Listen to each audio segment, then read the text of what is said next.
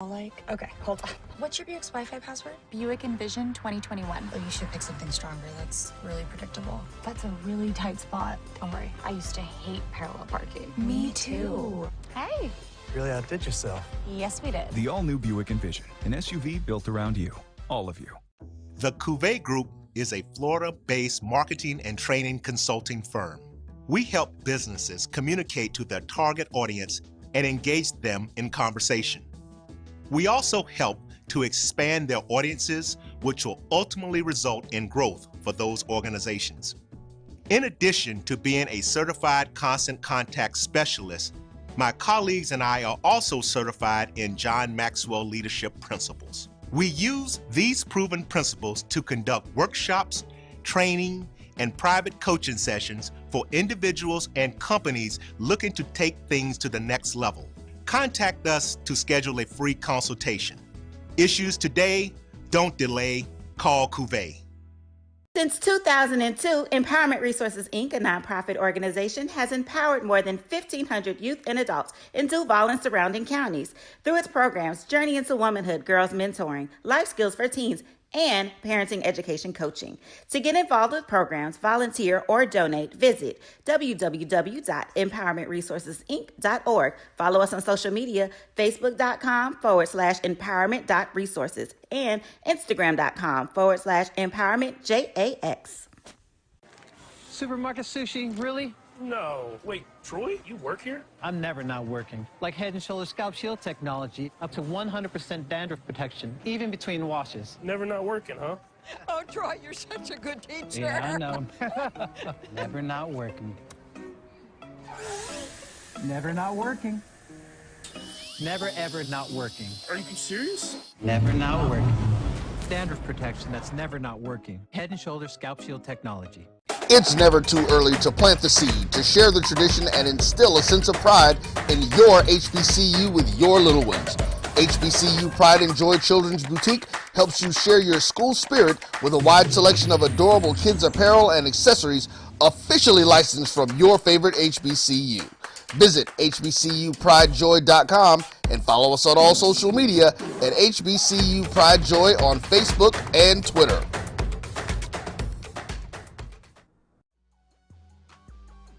This is the Dean of the College of HBCU Sports, Kenyatta Cavil of Dr. Cavil's Inside the HBCU Sports Lab with Mike Washington and Charles Bishop. Come mix it up in the lab where the course lecture is in session every Tuesday from 6 o'clock p.m. Central Standard Time on Facebook Live, YouTube Spreaker, or the BCSN app, as we discuss all things about the HBCU sports culture, including exploring the week that was in the sporting HBCU diaspora, as well as the upcoming week of HBCU sports. With me, the Dean, the College of HBCU Sports, on Dr. Cavil's Inside the HBCU Sports Lab with Mike Washington and Charles Bishop. Course lecture dismissed. Are you hungry for authentic Caribbean food? Like jerk chicken, oxtail, red snapper, shrimp, tofu, and rasta pasta? Well, find your way over to Mango's Caribbean Restaurant, 180 Auburn Avenue, right next to Royal Peacock in downtown Atlanta. Them belly full, but we hungry. Mango's Caribbean Restaurant, open daily from 11 a.m. to 10 p.m. And on Friday and Saturday, we're open till 4 a.m. Come to Mango's and put some spice in your life. Oh, we've got a good thing going. Mango's Caribbean Restaurant, 180 Auburn Avenue, right next to Royal Peacock in downtown Atlanta. For more info or directions, call 404-698-3992 or log on to mangoscaribbeanrestaurant.com. For instant coupons, text MANGOS to 313131. Tell your mama hungry, papa hungry, brother hungry. Mango's Caribbean Restaurant, authentic Caribbean cuisines. Open up the door, tell your mama hungry. Charmin Ultra Soft has so much cushiony softness, it's hard for your family to remember they can use less. Sweet pillows of softness. This is soft. Holy Charmin. Oh, excuse me. Roll it back, everybody. Sorry. Charmin Ultra Soft is so cushiony soft, you'll want more, but it's so absorbent, you can use less, so it's always worth it. Now, what did we learn about using less? You gotta roll it back, everybody. We all go. Why not enjoy the go with Charmin? From novice to aficionado, find yourself here. High quality cigars plus personal customer service. Slow Burn is Waco's only mobile cigar lounge, featuring a meticulous, curated collection of premium cigars. Visit our website, www.slowburnwaco.com. That's www.slowburnwaco.com. For 200 years, Montgomery, Alabama has been making history by people who had the courage to stand up for change. Today, this riverfront city has been reborn, embracing the past and looking forward to the future. From the National Memorial for Peace and Justice to the stage of the Alabama Shakespeare Festival, this is where history was and is made. We are proud to call Montgomery home, and together, we can be the change. Maureen is saving big holiday shopping at Amazon, so now she's free to become Maureen the Merrier. Food is her love language, and she really loves her grandson. Like, really loves. Nope. Nope. Come on, him? Ooh, I like him.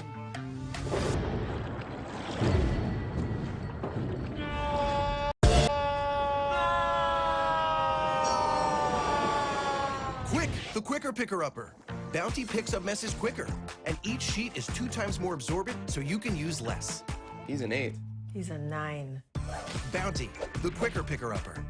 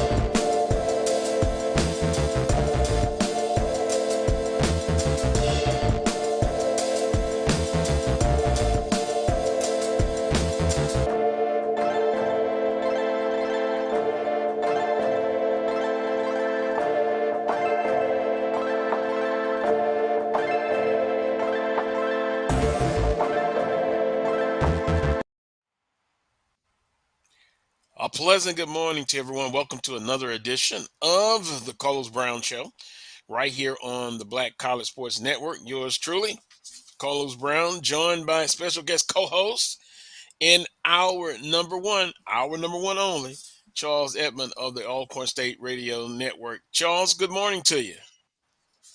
Good, Carlos. Happy Saturday. It is happy Saturday. The temperature in Baton Rouge today should be approach 82 degrees. Charles, the older I get, I love the warm weather. I've had enough of the cold weather, Charles.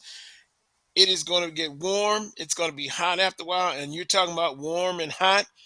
There's some warm and hot items going on in the sports world, particularly in the Southwestern Athletic Conference. So let me just do this. The guest menu for March the 5th looks like this. Of course, Charles Edmond of the Alcorn State Radio Network for hour number 1. He joins the show. Then in hour number 2, we're going to switch Coach Van Pettaway. He's simply the Carlos Brown Show's basketball analyst. He joins me in hour number 2. And then closing out the show, he's the CEO. That's just the way I frame it. Host, one of 3 hosts of Dr. Cavil's Inside the HBCU Sports Lab, the Dean of Black College Sports, Dr. Kenyatta Cavil. He joins me in hour number 2. So the guest menu for March 5th, Charles Edmond, Coach Van Pettaway, Dr. Kenyatta Cavil. Now, simply we'll get into some news and notes. And Charles, this part is always fun. It's always something going on in college sports and here on the Carlos Brown Show. We're going to recap Southern University basketball. Charles, I'll just say this. When you look at a basketball team, the last 10 games, you look at that. Heading into the tournament, Charles, you want to be playing well. You want to be consistent. Southern University, both on the women's and men's side, they're not. They're not. What will happen? Seeding purposes. We'll recap what they did last week. both on the women's and the men's side. Then also, Southern University baseball, Charles, and we'll spread this into not only Southern but in a Southwest Athletic Conference. After a very good performance in the Andre Dawson Classic, the Jaguars are now in a slump. Now, I'll say this, Charles. They're playing a tough non-conference schedule, but no excuse. You want to improve right now. The Jaguars, they lost to McNeese State 7-3. And then yesterday in a 3-game series against UTSA, University of Texas San Antonio, they lost 15-4. Now, they're on an 8-game losing streak. I know it's early, but you just kind of want to see a team improve. Pitching, defense, all of that good stuff. Young team, I understand. But it's really been tough for the Jaguars baseball team so far. So women, men's basketball, baseball, women and men's basketball team inconsistent. Baseball team in a slump. You got to love it. It's still early, but it's Southern University sports. Then last week, we talked about Art Browse and offensive coordinator at Grambling State University. Since that time, now has resigned. Now Grambling State has promoted Coach John Simon as offensive coordinator. Interesting stuff coming out on social media. Just talking to some Grambling Knights. Charles, you're a Grambling Knights. It seems to be split evenly almost down the middle. Should they have hired him? Now that he's resigned, some say give him a second chance. Why was he not accepted? Now he's resigned. Go figure. It is interesting at Grambling State. And then last but not least, and specifically why Dr. Cavil is coming on in hour number 2, I see where he breaks a story, tweets about Tennessee State and, and swag expansion. The commissioner, Dr. Charles McClellan, he reports, had spoken to Tennessee State. The ball is simply in Tennessee State's court if they want to come in the Southwestern Athletic Conference. So those are the news and notes, Charles. Let's go to basketball. And by the way, congratulations to Alcorn State on the men's side. Tied as the regular season champion. You can smile, Charles. Go ahead. It's okay. It is okay. And today, they win the day. They're outright regular season champs. So congratulations to Alcorn State. To me, someone asked me, Coach of the Year, Coach Bussey? No doubt about it, in the Coles Brown Show's opinion. But he's done a great job. Picked what? 6th, 7th in the conference? Great job. Kudos. Hats off. Yeah, it's been a special ride to say the least. When you look at this team, when you look at this season, when you look at prior to conference play starting, Landon Bussey got COVID-19 in the final week of 2021. Didn't know how the team was going to round out into shape in terms of conference play. And then we get to game 1 against Jackson State, and we win that game. Then we go 3-0 in the 3 road games. And then we come home. Even though we've lost some tough home games, we've won the gritty. This is a gritty and grimy team that if you look at Alcorn basketball throughout this whole season, we've made championship plays in critical situations. And I think the Texas Southern Prairie View swing, this last road trip, kind of proved that. There were 2 games that we probably could have lost that we didn't lose. Justin Thomas hit the half-court heave to beat Prairie View. We get a tough stick back in the final seconds against and then against Texas Southern, we hit 2 critical free throws to win that game. And we won so many games, in the last Southern game, the Jackson State game, the Texas Southern game, the Prairie View game in our place. Every game has come down to the last minute and a half. And for this team to be able to find a way to win, the will to win, the chip plays, I think that, especially on the defensive end, I think critically, we hit some free throws to win some games, but we get stops as well. I think this is a reflection of the head coach in Landon Bussey. He's just a tough, hard-nosed coach. You, he's here. I think last year we lost 12 games COVID that we didn't play. A tough team last year, but we didn't get a lot of reps. Only one game lost due to COVID. And that was the last non-conference game of the year. So this team's had a lot of reps to figure it out.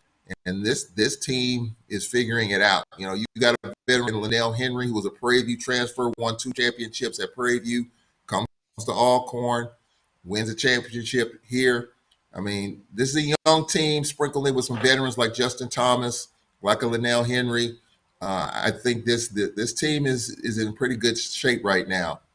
What I will say, these close games, as heart-stopping as they are, I mean, at some point you do know that sometimes the ball bounces funny. And this game here today is going to be one of those games in which we should win, but we've come off exciting wins before, and then 2 nights later we stumble.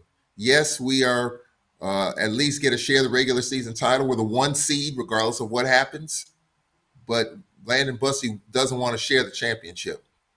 He feels like this team deserves to win the whole thing. And if we win today, or if Texas Southern loses tonight, that will happen. But we control whether or not we want to share this thing, or we control whether or not we want it outright. So this team's had a bunch of injuries. This team has had a lot going on, some players, not with this team right now, some players that we had early in the year. So we've had a plethora of stuff happen with this team, but they've been able to stick together. They've been able to stay together. They've been tough, hard-nosed in terms of just the mental aspect of it, mentally tough, physically tough. And it has to be that way to win the number of games that we've won in the last minute. Prairie View, Texas Southern, you go back to Jackson State, that was in the final seconds. Southern, the TSU game, the Prairie View game at our place. Grambling, we lost that game, but it came down to the final seconds. So this team's tough. This team is ready for probably the toughest stretch. We 1 seed going in the tournament. So you were in that 4 or 5 bracket. You could be looking at a Southern that we just got by, or we could be looking at Prairie View perhaps. I mean, so it's going to be tough going forward. This one's going to be tough. One of the best scorers in the league that we're dealing with here today. But this team right here, Carlos, is tough as they come. You got a tough coach in Landon Bussey, and he kind of reminds me of the late Davey Whitney in terms of just his toughness, his fire, his passion, his intensity. And I think because of that, that's a reflection of how this team is tough and intense, especially in the key moments down the stretch in a lot of these conference games.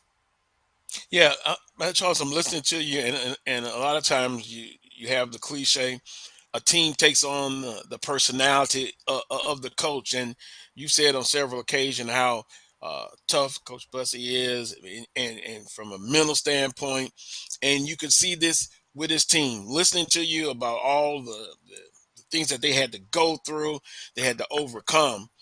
This team is a reflection of Coach. And so once again, congratulations. And I think that's the kind of mindset with Coach Bussey. Now, number 1 seed regardless, they'll go from being, hunting to being hunted. And in the tournament, we always say, hey, wipe the slate clean. Anything can happen. But you look at, as the experts do, they look at the last 10 games, going into a tournament. You want to play well. Although some will say, hey, I'd rather not be playing well and inconsistent, but then catch fire when you get into the tournament. I kind of like going into the tournament, playing well. Then, hey, you wipe the slate clean. So once again, congratulations to Alcorn State, a share of the regular season title. Win today, they won't share it. Then on the women's side, congratulations to hey, we got to just tell it like it is. Jackson State women, they've been dominant. 17-game winning streak, undefeated in conference. And Charles, we had a discussion last week, and you said you thought, hey, what else is there to keep them motivated? And boy, they go out and barely get by Texas Southern. I thought about you, and then against, I mean, hey, they are who they are. But yeah, they're still going to have to earn it. And going into the tournament, anything can happen. I understand that. But I still stand by what I say. It's their tournament championship to lose, albeit Alabama State seems to be, and Alabama A&M on the women's side, they're playing well. But just kind of want to say congratulations to both Alcorn State on the men's side, Jackson State on the women's side, regular season champions. Well, as far as Jackson State is concerned, and we knew the last couple of weeks that they were going to be the one seed, they were going to regular season. The best thing that could have happened to Jackson State is what happened last week. That at some point you knew that was going to happen. At some point they were going to be tested, and I tell you what, that could be a tough matchup in the tournament because if you know Cynthia Cooper and the teams that she's had at Texas Southern and Prairie View, what do? They get up and down the floor.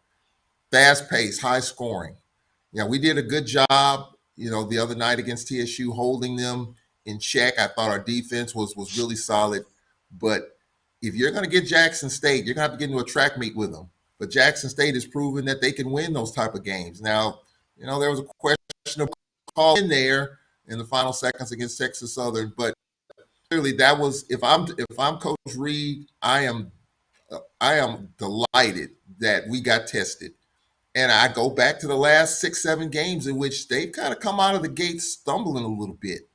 And so I think that for that, you add that, the fact that Texas Southern tested them, even Don Brown's team, UAPB, kind of pushed them a little bit. And I think if you're Coach Reed, you're disappointed a little bit because you got to find something to be disappointed about to kind of push yourself and your team. But at the same time, you're happy because your team's getting tested because it's a whole nother level in the tournament. And these same teams that got and you struggled a little bit early on, you're going to see them again in the postseason. And in the postseason, the game slows down. It's more defensive minded. And I do think you're not going to see as many high scores, I don't think, once you get to Birmingham in a few days. And we'll see, if Jackson State and Amisha Williams and those shooters can make the adjustment. I think it's going to be a heck of a tournament on the women's side. Jackson State is the hunted team.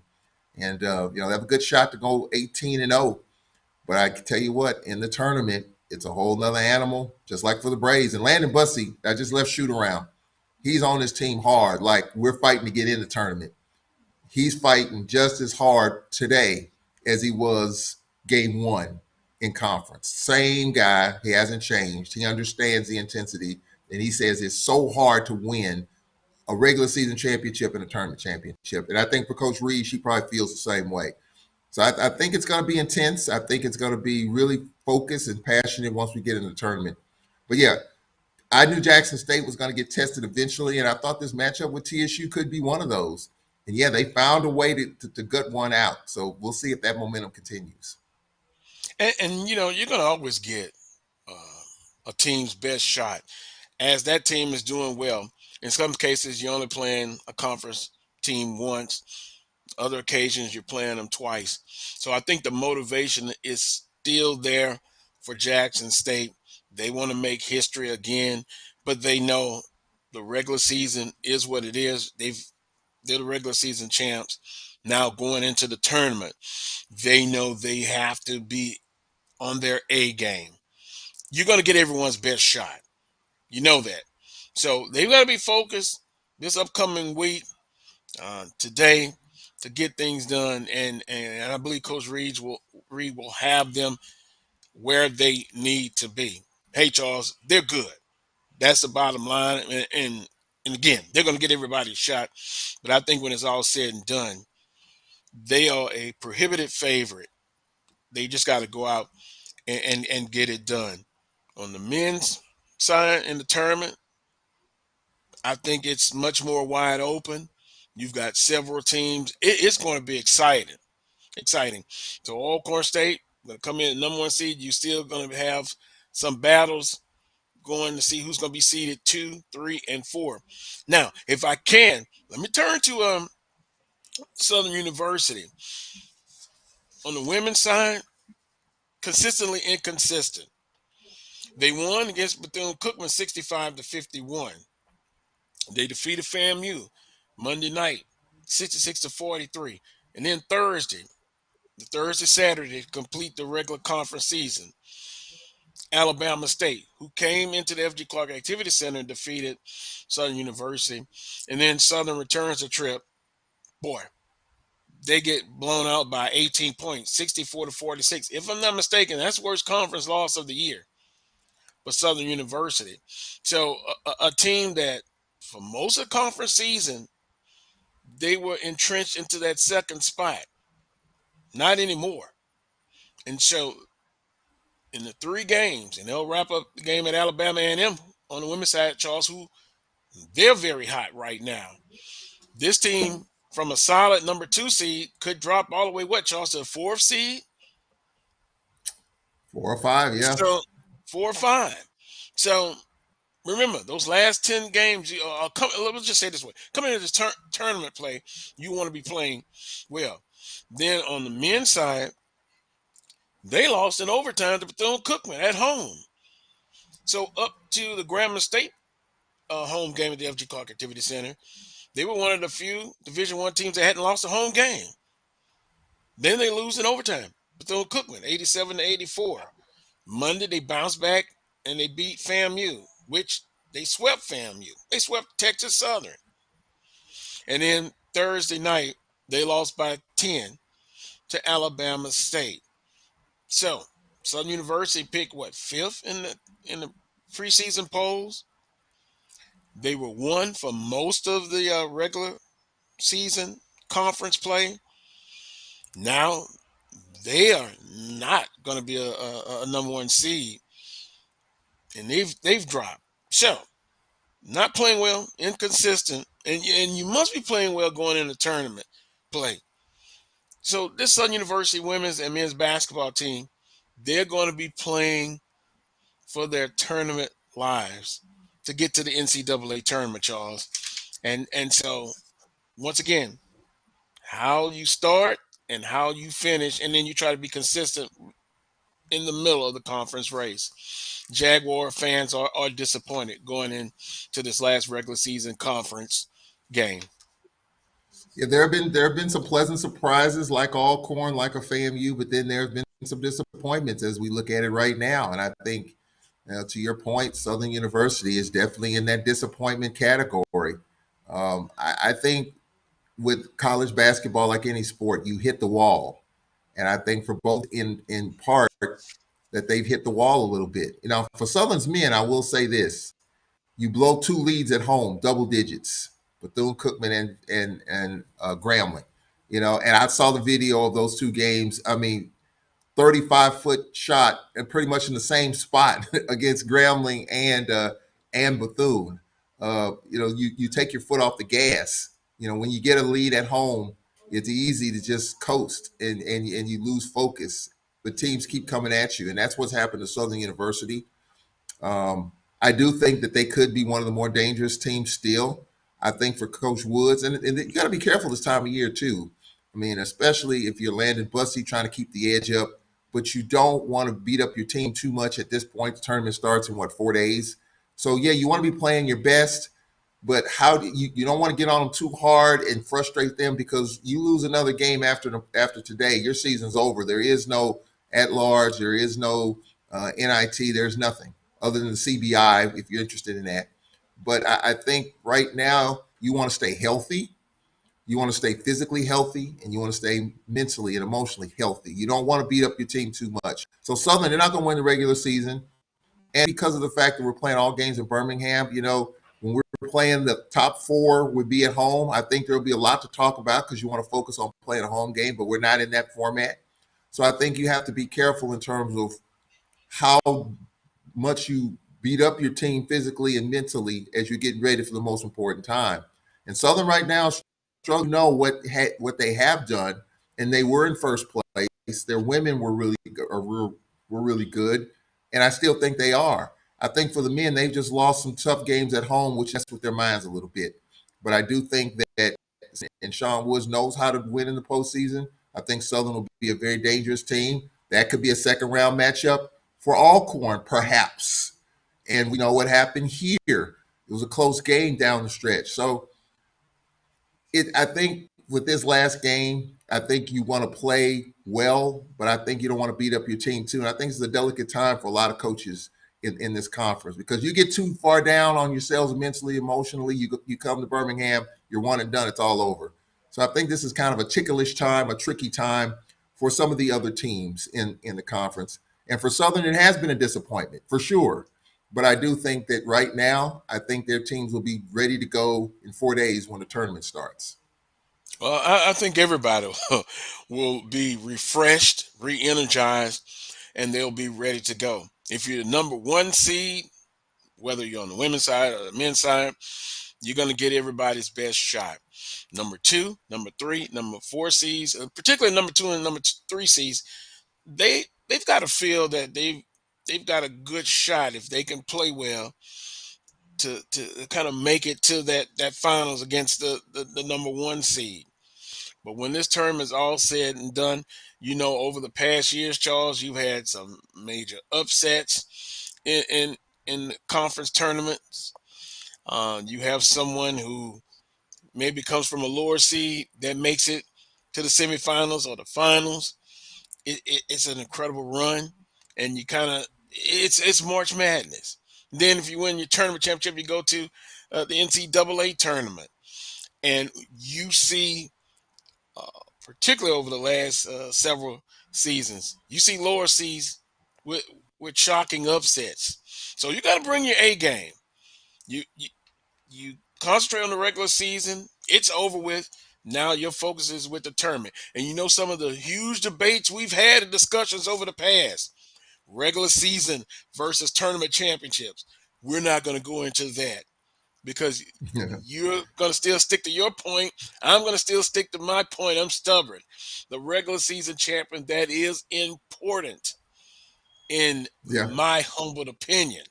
But the case is the tournament champions go from conferences like the Southwest Athletic Conference, OVC, Southland, whatever.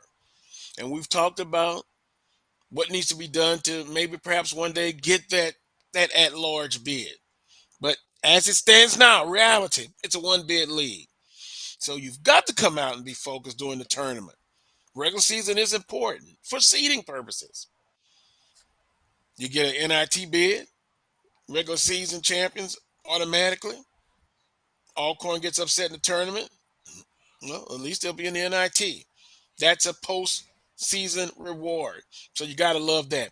Before we take our first time out, shall I say, I want to show some love to everyone who's watching. Avis Heath, good morning. Jamar, good morning. Johnny Johnson, good morning. Larry Rashard Jenkins, good morning. Theo Quest, good morning. G Boom Holly, good morning. Chuck Hunt, good morning to everyone. I'm going to take a timeout. When I come back, we've got some more news and notes to discuss. Charles, or do you want to just stay away from the Grambling situation? Art Briles resigning before he officially gets approved. You're Grambling Night. We could get your thoughts, or if you want to pass on that, I understand. I have a slight few opinions, a little bit different from last week. But other than that, it is interesting to say the least what's going on at Grambling State University. Quick take before we go to the break. What do you think? I'm not surprised. I mean, we went at it ad nauseum last week about it, and I think Art Briles resigned, but there's a process for this too. Now, being in Mississippi and working for a public school here in Mississippi, there's a process for some of these hires, and a report came out from the New Star World a few days that the process of ours being hired has to go through a vetting process through the Louisiana board, and there were some questions raised there, which I should have known, but I didn't know. If you don't know, you don't know, and I didn't know. So there were questions raised there.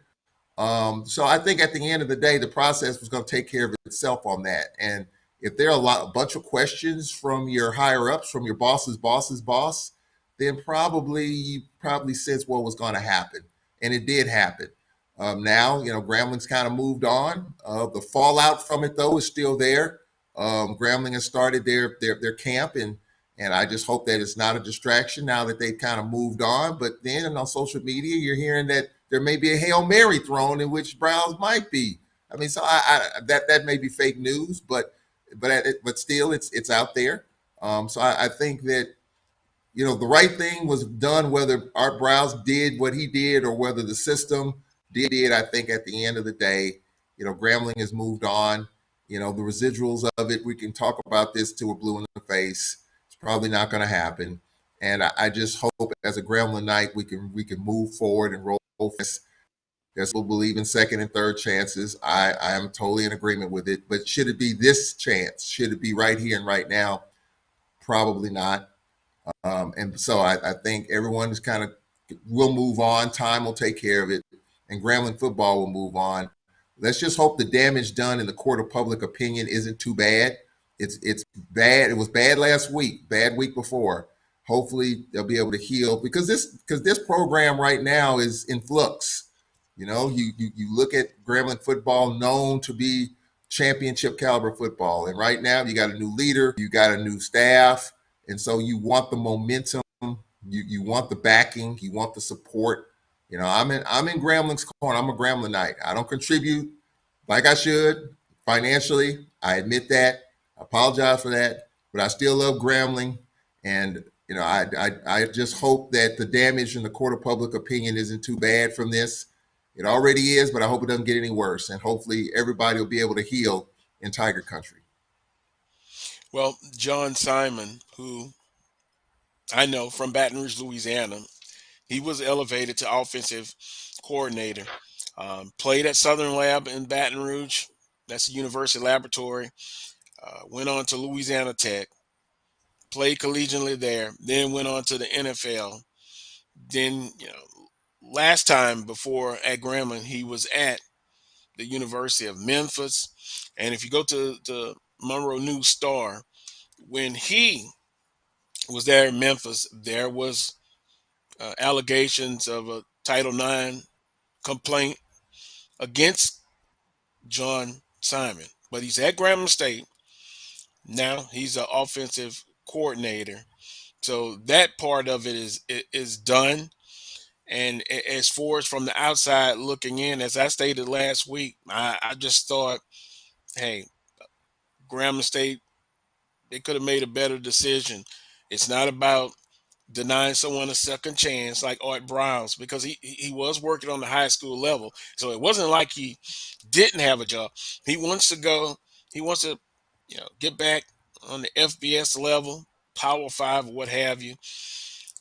He'll have an opportunity, I guess, eventually, but he wasn't hired by anybody else after what happened at the University of Baylor. But at the end of the day, Grambling's higher up made the decision. President, the AD, they were in favor of this. They said, okay, Coach, you can do this. And then that's where the backlash came. And so he basically said, Art Browse said, I don't want to be a distraction. So he resigns. Yes, they have to go through the board to get approval on everything. Did they have pushback from what I'm hearing? Yes. You have some Grambling Knights, and I've talked to some. I know someone who's very in the know about Grambling State. There is, in a lot of cases, when you hire someone, they're going to be those alumni who are not for that person. They let it be known, but then they say, well, that wasn't my first choice, but he is the head coach now. I'm going to support him. So you have that notion. You have a contingent of alumni that, hey, we don't like the hire. We're not going to support him. You understand that. But at the end of the day, when they come out and they get into the football season, they'll be judged on how well the 2022 football season goes. Not just for Grambling State, for everybody. So we'll continue to monitor the situation. You're right. On social media, it is still a hot story. Gonna take a quick time out. When I come back, we'll kind of get a little bit into Tennessee State and SWAC expansion. We'll talk about that next. You're watching the Carlos Brown Show on the Black College Sports Network. Oh, that spin class was brutal. Well, you can try using the Buick's massaging seat. Ooh, yeah, that's nice. Can I use Apple CarPlay to put some music on? Sure, it's wireless. Pick something we all like. Okay, hold on. What's your Buick's Wi-Fi password? Buick Envision 2021. Oh, you should pick something stronger. That's really predictable. That's a really tight spot. Don't worry, I used to hate parallel parking. Me too. Hey. Really outdid yourself. Yes, we did. The all-new Buick Envision, an SUV built around you, all of you. The Cavil Group is a Florida-based marketing and training consulting firm. We help businesses communicate to their target audience and engage them in conversation. We also help to expand their audiences, which will ultimately result in growth for those organizations.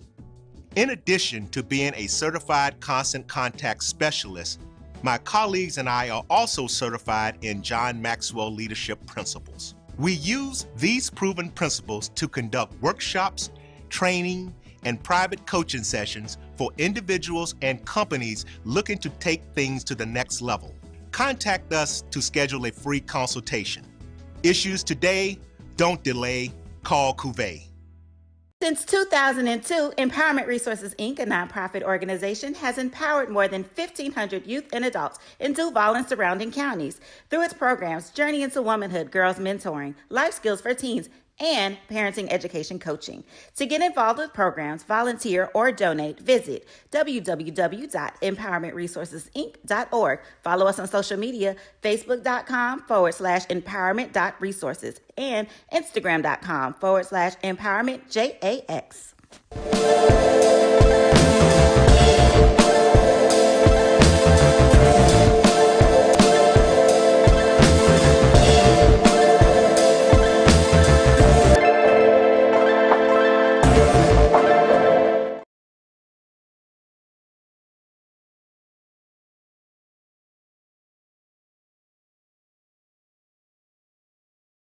Who is watching? Chad Cooper, appreciate you. Charles, Tennessee State and SWAC expansion. And I think last week I got a notification. Wow, Dr. Kenyatta Cavil inside the HBCU Sports Lab, who's coming on the show. He can really get into the nuts and bolts of Tennessee State and the SWAC and Dr. McClellan reaching out to Tennessee State. And Charles, there has been a long romance about Tennessee State coming to the Southwestern Athletic Conference in the OVC. OVC now a shrinking, some would say a dying conference. Then Tennessee State, do they really want to come in the Southwestern Athletic Conference from years ago? So that's why I termed it a romance. Tennessee State in the OVC, some of their better attended games against HBCU programs. In Atlanta, playing FAMU. They played Jackson State, played Southern University. So, your thoughts? I think you mentioned it last week when we kind of brought it up about could that be a possibility? And then if they come, and again, we'll talk to Dr. Cavil about this as well, do you bring some with them with Tennessee State? Do you want to even 14? Will you stay at 13? It's just so interesting. But we do know that college athletics and conference realignment, it's always ever changing. So I'm not surprised about the conversation with Tennessee State in the Southwestern Athletic Conference. Well, previously to FAMU and Bethune-Cookman board, what to mention out there that could possibly join the conference more than any team? I think Tennessee State, even though they were in the OVC, We all talked about this, like, man, what would it take for Tennessee State to join the Southwestern Athletic Conference? It's not an old argument. It's not an old discussion. We've talked about this for years, even though they're in the OVC. I think now with the college football landscape changing, conferences are falling apart as we speak. Conferences are a shell of themselves as we speak, and we can mention conferences. But I think it's a heck of an opportunity. It's the best opportunity now for Tennessee State to join the conference. And Dr. Cavil, with the scoop and the information, that's good stuff. And so I think that now's the time to make this happen. And I think over a period of time, in my opinion, it will happen. Now, I'm looking, we talked about it last week a little bit, in terms of the number of sports you have to have. Tennessee State doesn't have baseball. Does that matter a whole heck of a lot? Well, it might. You're talking about 11.7 scholarships. You're talking about probably $250,000 investment that you need at least to invest in baseball, get it off the ground, hiring a staff to get baseball. Now, Dr. Cavil could probably speak to it a little bit more. Does Tennessee State have to have baseball to join the league in a couple of years, or is it just an understanding that they will have it at some point in time? I don't know, but I'm sure he can probably speak to that when you speak to him. But on the surface, I think it's wonderful. You got Huntsville. From Huntsville to Nashville is 110 miles. So that fits right into the SWAC footprint a little bit on the eastern side of the shelf. So I think that, with this being said, I think over a period of time it's going to happen. The question, though, Carlos, and you said it, is there going to be a 14th team? That's going to be the question, because a 13-team conference, yes, it'll be great, but I think you're going to need another team. Just like you got Bethune-Cookman and FAMU, you got a pair there. You're going to need a pair. You're going to need another team. So the question is, who's going to be that 14th team as we look 3-4 years down the road? I was talking with somebody the other night. I heard South Carolina State's name mentioned. I hadn't really thought about it, but usually what teams could be that 14th team on the eastern side of the shelf or on our side of the shelf? I don't know. But I think the Tennessee State thing is well on its way. I think it's going to happen over a period of time. We follow it. But my big thing is, who's going to be that other team that's going to follow them to make it a 14 conference? I think that's going to be the bigger question. But I'm glad that we're finally getting some forward momentum on Tennessee State joining the SWAC, because this has been talked about for the last 10 years, if not longer. When was this going to happen? I just thought Tennessee State was satisfied with the OVC. In terms of basketball, football is a whole nother deal. But as you mentioned, they're playing SWAC schools and HBCU schools anyway, and they're drawing well. So I'm glad this is happening. Let's keep the ball rolling. Let's keep the momentum going, and let's take to the SWAC. And I think Dr. Cavil will be able to give us a great blueprint as far as from the economic impact of having a Tennessee State and someone else. I'm going on the limb and say they're going to pair someone with Tennessee State. Now, who that is, I've heard the same thing about South Carolina State, but then that's another team from the Mid-Eastern Athletic Conference. The relationship between the Mid-Eastern Athletic Conference and the Southwestern Athletic Conference it is great. I've also heard about a Division II school moving up, but then there's a certain financial component that you have to make an investment to move up. So these are the different angles that you look at, and I think Dr. Cavil will be able to give us some more insight. I can have opinions about it. Tennessee State, who goes to the East if you decide to have two teams, who goes to the West, and I'm sure they've thought about all that. And if Dr. Cavil breaks it on Twitter that the commissioner has already initiated talks with Tennessee State, it is just going to be very interesting to see how this all plays out. What kind of time frame you're looking at? When Bethune and FAMU came in, it was quick. It wasn't like 3 or 4 years down the line. They moved, and they moved quickly. So a very exciting time, as far as when you add someone else, two teams, in my opinion, then you go back and look at maybe revisiting with the television contract. Now is just a good time. What can the conference offer those expansion universities, and then what they can do for the Southwestern Athletic Conference? It's called a financial deal. Let's make a deal.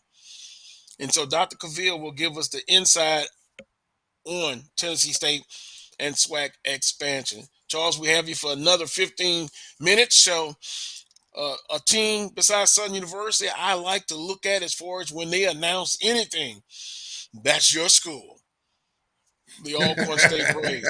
If you're in Lorman, that chant, it is maddening. So without further ado, I saw where Alcorn State released their 2022 football schedule. And we'll look at some others as we progress through the year. But if Roy, you'll do the honors back in studio, Alcorn State released their 2022 football schedule. And Charles, it is tough. The opening 3 games at home, Stephen F. Austin, then you're at Tulane. I told you, Charles, someone was listening. Maybe it was Horn before he left. I said Alcorn and Tulane, New Orleans. You love Louisiana? At least you say you do. You could play them. It's a game that you're not going to lose by 40 or 50 points. They got a brand new stadium. You go there game 2. Then you stay in Louisiana, Charles, again for 2 weeks in a row. And then you play McNeese State. The last time you played them, you didn't give any points up in the second half. Felix Harper comes off the bench, and he's a household name after that. And then you see the rest of the schedule: Arkansas, Pine Bluff. Of course, you got Valley, you got Southern, you got Grambling State, you got Prairie View A&M, Bethune-Cookman, and then you top it off with Jackson State. Charles, what has been the feedback for this, I say, very tough schedule? And it says, who want the smoke? Let me at them. They come back to Baton Rouge again. I think the key word when you talk to Braves fans about the schedule, tough. I mean, it's a tough schedule. I personally love the schedule, to be honest with you. You know, for me, Carlos, I'm just about Wait a minute, Charles. Why is that? Why is that you love this schedule? I love the schedule because you've got FCS teams on there. McNeese has always been, most of the time, has been a quality FCS opponent. Stephen F. Austin has been a quality FCS opponent. I believe they may be moving up, but still a quality FCS. Tulane, a school 3 hours from our campus. And as you mentioned, it's not a team that's an Alabama, but they're not bottom feeders either. It's a solid FBS team. It's within your range. It's in your range geographically. I think it's in your range financially in terms of a guarantee. They're private schools, so financially they have the resources, they have the money to give you a decent guarantee. But I think for me, I always love playing the FCS schools. I think we need to have a tutorial on the importance of that, because at the end of the day, Carlos, and I know a lot of people don't care for it, we are an FCS conference whether we want to accept it or not. You know, the FCS playoffs, I'm glad we're back in it, FAMU playing Southeast. Financials of it is disappointing to me because you don't make money, and that's what it's all about. But still, it's an FCS conference. We're an FCS conference. The MEAC is. Play those quality schools to give yourself the opportunity to promote yourself in terms of being the best that you can be at your level. And there's nothing wrong with the Celebration Bowl. I love it. We've been there a bunch of times, and I'm not dismissing the Celebration Bowl at all. I'm also adding to that the fact that we need to do better in the FCS. We don't play these FCS schools. Alcorn has. I think Jackson State's playing Campbell in a football. I think that's a good game to get. I'd like to see the financials of that, by the way. Is that just a one-way thing when they're playing them in Jackson? Is it a 2-for-1? Is it a home and home? I don't know. Maybe I can ask Ashley Robinson at the tournament about it, but I think that's fine. I think that's terrific. I'm just a believer in playing quality teams in the SEC. There's plenty of them in the southern region. Kennesaw State, Southeast Louisiana, McNeese, Jacksonville State, Samford. You can go on and on and on. I'm just a believer in it, and I'm glad that we're doing it. And I hope more schools in this conference do it. Do I think it's going to happen? No, but I'm hopeful somewhere down the road that we do it. I would love to see a Southern Southeastern. Roman Banks was on your show a few weeks ago. I asked him about that. I think that would be a terrific matchup. I think it'll make money for everybody, even though I don't, Southeastern fans might not come to Baton Rouge. 2-for-1 deal, Charles. Charles, a 2-for-1 deal. You know why I say that? Yeah. Because the Southeastern Stadium seats 7,000. Southern can literally sell it out twice. They could pack 14,000 in there. But now, to your point, let's give credit. Prairie View has played other FCS out-of-conference opponents. Texas Southern's doing it this year. Jackson State and Campbell, that's a huge matchup. Campbell's pretty good. Southerns, according to Coach Banks, they are going to go back to McNeese and play a game. So you're seeing more of it. I just want to see more of those games played, but we've got to. When I say you got to start having success winning some of these games. And if you do that, hey, for those who want to get that at-large bid, this will be something good on your resume. Hey, I went into McNeese and defeated them at McNeese. I had them at home. I defeated them. And so, hey, you can have your cake and eat it too. But here's that but I just think some of our fans, they could care less about playing those type of games. And Charles, you know this. You know this. And some will rather play a ULL or ULM instead of playing a Southeastern. And what is it because? Because of money. But let's be honest, ULL and the ULMs, you're not going to get those $600,000-$700,000 contracts. And by the way, and I'll put this up, I did get the particulars about Southern and LSU. There he goes. He's bringing up LSU and Southern. $700,000 guarantee. Plus, and this isn't right now, I've got it. And then 50,000, it's public records, 50,000 to the Southern University Foundation. That's $750,000. And I know some are still saying, no, I still wouldn't play that. I understand that. But $750,000. Almost $1 million. Now, Southern, with that money, let's use it wisely. Boy, I sound like I'm talking to my daughter who went off to college and I have no kids. But you get my point, Charles. With these games, play them and win and have success. And then that success breeds success. And of course, you got to win your conference. That doesn't change, Charles. Well, that's why I like Alcorn schedules. That's why I like Alcorn schedules so much, because you got the best of both worlds. You got a Tulane team. I mean, Tulane's not Alabama, but Tulane is not a bottom feeder either.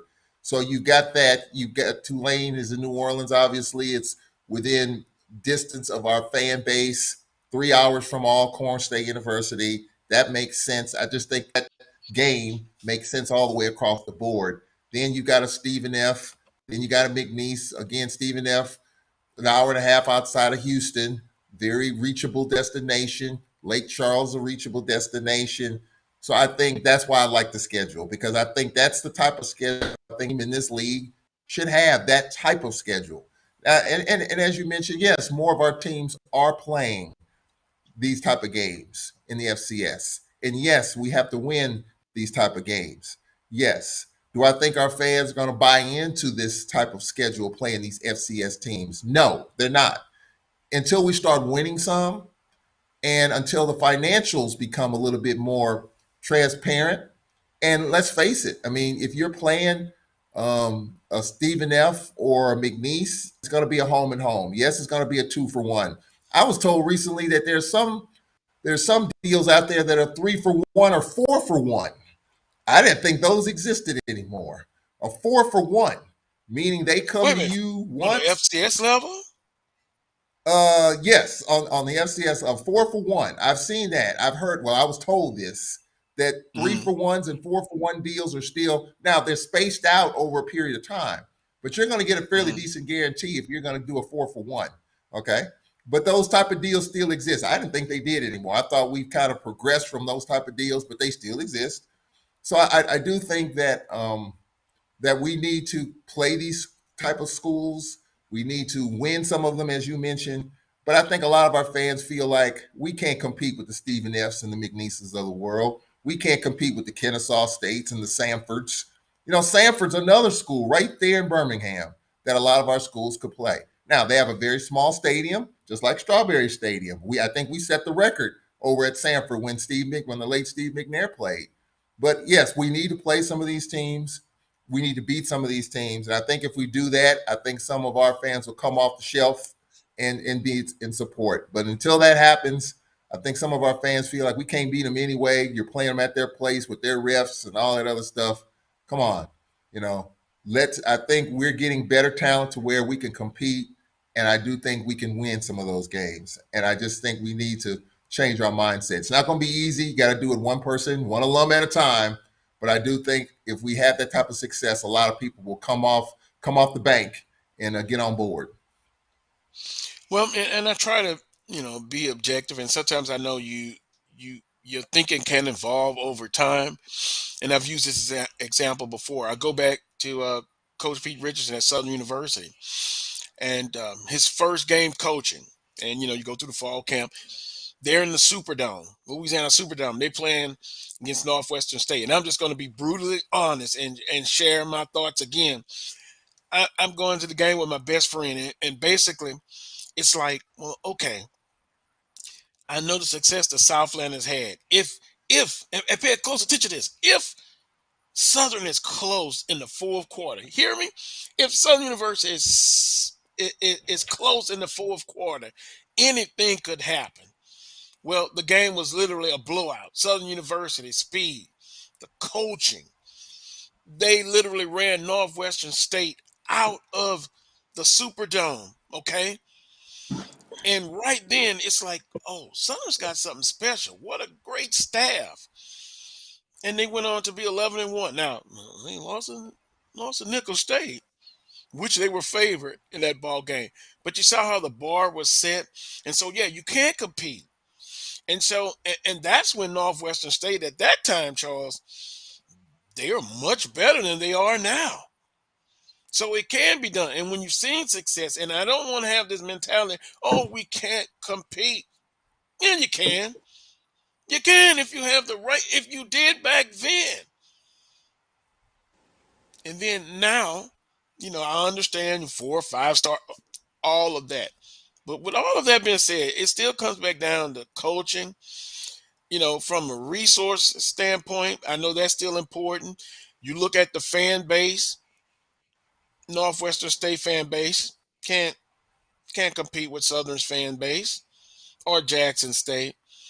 But call me naive, but I believe you can compete and have success. You really can. So I understand our fan bases, hey, they could care less. Some, not all, some, about playing those type of out of conference games. But hey, I think you do it and you play them and you have success, and things will I think really you're seeing change. I think you're seeing it though a little bit more. I think more fans are more will listen to the argument. I think 10 years ago they didn't want to hear the argument. I think they're more listening to it now than they were 10 years ago. And I think a few wins by some of our teams will help bring people on board. But I think now, because of the transfer portal, you're getting better talent regardless of the stars, 3-star, 4-star, whatever the case. I do think that there's an opportunity there to be more competitive and to win some of those games. And so I do think more people are probably listening to the conversation. There's some old school folks that will never buy into it. They're going to be celebrating, going to be about the swag, and that's it. So, I mean, I respect that and I understand that. But I think people that are younger than us, middle-aged, that are hearing more about this stuff through social media and other means are kind of getting it a little bit. and they may buy into it eventually over a period of time, and that's important. So the ones that are dead set against it, they're going to be against it. But I do think there are more people that are kind of in the middle of the road on this conversation, and they're willing to listen a little bit more. And I think what will help the case if we can win some of these games, like we beat Northwestern State last year, and some of the games we have coming up this year, Campbell and Jackson State, the two top recruiting classes in the FCS. Hey, that's going to be a terrific matchup. Our game with McNeese. So as you mentioned, some of the other teams. So I think more people are kind of listening to it now, the argument, and maybe they'll lean our way a little bit. But winning will definitely help that as well.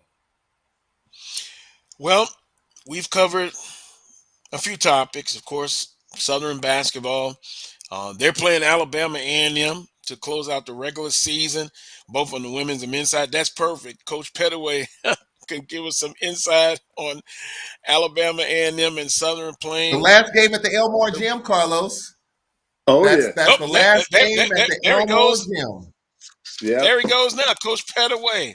Hey. Sometimes you can make me feel better. Good morning to you. I got 11:59, so it's still technically morning. How you doing, sir? Good morning. I'm doing great, man. I'm looking forward. I've got a lot of apprehension, and there's a lot of sentiment going into this game today because this is supposed to be the last game at Elmore, and that place gave me my basketball career. So, I spent my entire coaching career at Elmore. And so there are a lot of great memories. We won a lot of basketball games there. I had an opportunity to coach a lot of great kids and work with some great people. So it's a little sentimental going into the last game, watching that place for the last time. But I'm looking forward to it. It's long overdue. We should have built an arena maybe 15 or 20 years ago, but it's finally coming into fruition. And so today is the last game. I'm looking forward to it, seeing what Sean is going to have now coming into this game, because right now Alabama A&M's on the road. Yeah, Sean's got to come with it now because they're playing well. They're playing like one of the old A&M teams. But, and looking at this league, I did say early on that it was going to come down to the last week of play. But I have to admit now, I thought Southern would be one of the teams that would have a chance to win it. And Alcorn was able to at least get a portion of it. They can win it outright today at home. And, man, my hat's off to Coach Bussey and the job that he's done down there. That is an outstanding coaching job now for him to come in there and then have a SWAC championship in his sights. That's amazing. That is amazing. Coach and Charles, because Charles, just let me know when you have to leave, because I understand you got to go now. Yeah. Oh, okay. I do. All right. Well, Charles, go ahead. We appreciate the time. Go ahead. Congratulate Coach for me, please. Please congratulate Coach Bussey for me. I will. I'm getting ready to see him right now. I will, Coach. Thank you, Carlos. Okay. I appreciate it. And Charles, set up. Tell him I would like to get him on, because we seem to have the same mentality. Tough. But tell him congratulations, and I'll try to get him on real soon as time permits. Yeah, Coach Bussey kind of reminds me of Coach Pettaway. Fiery, passionate, intense. He reminds me of that guy right there, Coach Pettaway. And gets it done on the defensive end. That's the key part. Yeah. Yeah. All right, Carlos. All right, take care, Charles. We'll talk with you next week. And Coach Pettaway, we're in hour number 2 here on the Carlos Brown Show, and Charles had to leave, but I know the Coach of the Year has always done what, based on the tournament champion? No, regular season. Okay. They they do it on the regular season. And this year he really deserved that award. Oh yeah, because he in the preseason polls they weren't ranked that high, but he got those kids playing well, and I promise you, I love the way they defend. They really get out to people, and that's been part of his success since he's been at Alcorn, is getting it done on the defensive end of the floor. They always say that defense wins championships. I still believe that you got to have some offense, but you got to be able to create yourself more opportunities. What better way to do that than with some defensive pressure? Well, let me do this, Coach Pettaway. Let me take a break, and then when we come back, we'll kind of go over where the women's standings are right now. The men kind of set up the last regular season game. Then we'll get your expert opinion on going into to this tournament. We'll do all that with you. We'll hear it with you, Coach, at the 12:30. So appreciate the time. We'll take a quick time out and come back. It'll be more of the Carlos Brown Show right here on the Black College Sports Network.